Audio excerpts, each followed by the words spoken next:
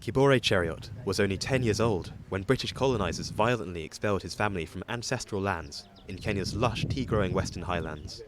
Nearly a century later, the last living survivor of the 1934 deportation lives in Kericho with his extended family. The 94-year-old still bristles at the memory, recalling the suffering as his community was marched to a distant, unfamiliar place.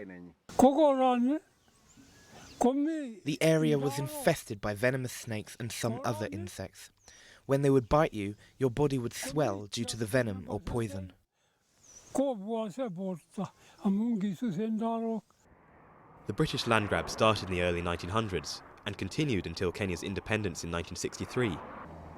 Today, Kericho boasts some of Kenya's most profitable agricultural land, but traditional owners say they reap none of the benefits. The land is largely owned by multinational giants such as Unilever, which sources tea from Kericho for its best-selling brands like Lipton.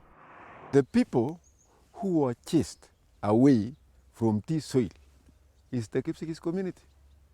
And actually the shareholders, the current shareholders who are in Britain are reaping profits out of the proceeds which is planted on our soil.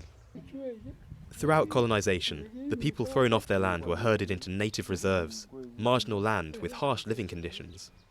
Legal experts have argued that under international law, the UK is responsible for the atrocities perpetrated against the Kipsigis and Talai.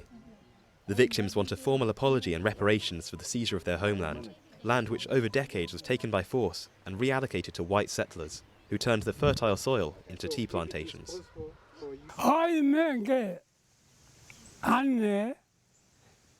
I am so angry because we were very rich people.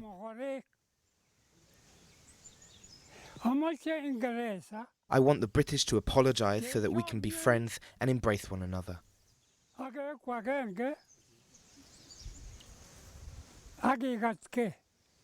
British and Kenyan lawyers will visit Kericho this week. They represent more than 100,000 victims who have filed an official complaint against the UK government at the United Nations. Recently, the UK has faced a slew of compensation claims from former colonies, including Kenya. Justice campaigners have found motivation in the success of previous claims. In 2013, the UK apologised for a crackdown against the 1950s Mau Mau uprising in Kenya and paid out reparations.